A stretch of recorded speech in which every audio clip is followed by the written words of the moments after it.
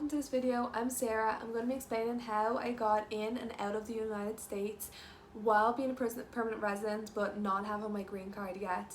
So this video will be beneficial, I'm sure, just to get my opinion if you also have not received your green card, it's been lost or stolen, or it's expired, on what to do if you have to leave the country and want to get back in. Now this is just from my personal experience, just as a disclaimer as well.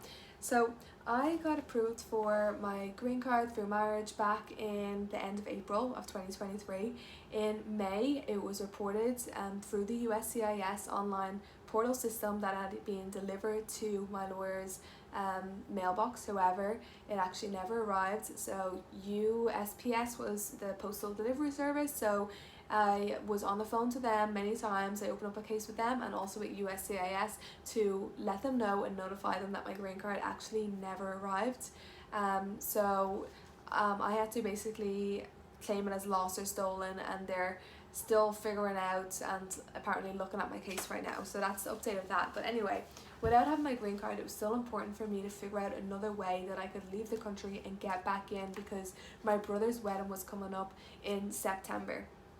So back in Ireland, where I'm from. So I done some research. I also spoke to my lawyer, and I was made aware that if I get a stamp on my passport, which is the I-551 stamp, well then that is enough proof basically to get back in. That is the stamp that people get if their green card is expired, or if their green card is lost or stolen, or it has not arrived yet. That is enough proof. It is temporary, so it's for a temporary period of time that they do have on that stamp, but it's basically like temporary, I guess, green card is how I viewed it. Now I went into USCIS to my local to my local office to get this stamp. However, they told me that I would actually have to make an appointment for this, so I was like a little short on time, but they gave me some information and a number to call to make an appointment. When I was on the phone to make that appointment, I was actually made aware that it's something that I may not have to go into the office for, because they may not need my biometrics again, as I'd already done them recently. That they may be able to actually just send it to me through the mail. So a couple of days later, I actually got an email to say that they were just mailing me my I-551 stamp, as I put in for like a rush as I had to leave the country. So I let them know like 2 weeks before I had to leave basically. Now unfortunately nothing actually ever arrived to my mail, but on the email they sent me, it said that the I-551 stamp is in my I-94. So I thought, well, immigration will have that records then, so I wasn't too concerned. So anyway, off I went on my trip. I had a honeymoon in Budapest and in Switzerland with my husband, and then I went to Ireland to see my family and then for my brother's wedding.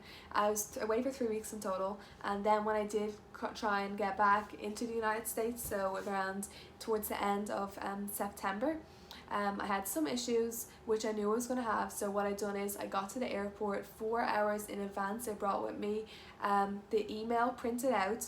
I brought proof of all of the other records and letters that I had received from USCIS of all my approval notices. I brought proof of where I lived, mail. I brought photos of where I live. I brought my work statements. Like, I literally brought everything just in case I was ready to get questioned. I was not able to check in online prior to my flight, because apparently you have to have a green card number to check in. So at the check-in desk, they called through to immigration to let them know she has all this sort of information but she doesn't have her green card, can we let her through? And they said yes, let her through.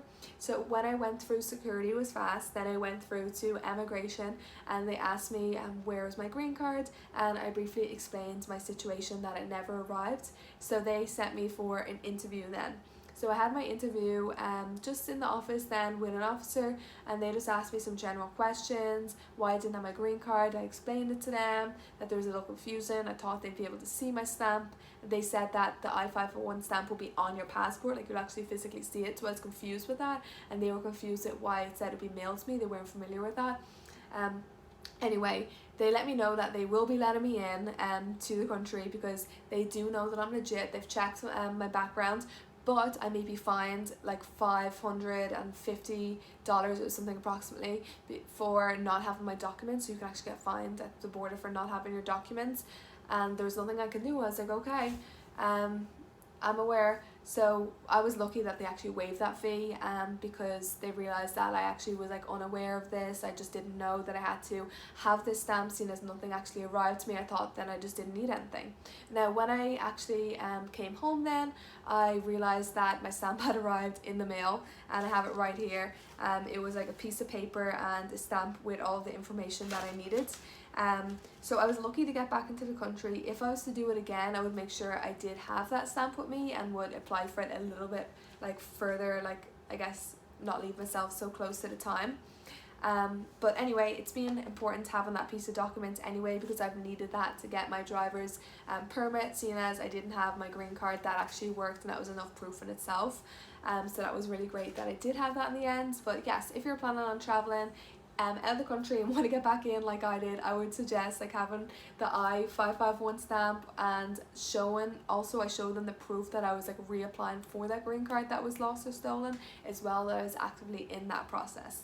So anyway, that's just my experience of what I done, how I got back into this country again, and now I'm still just waiting for my green card. Bye for now.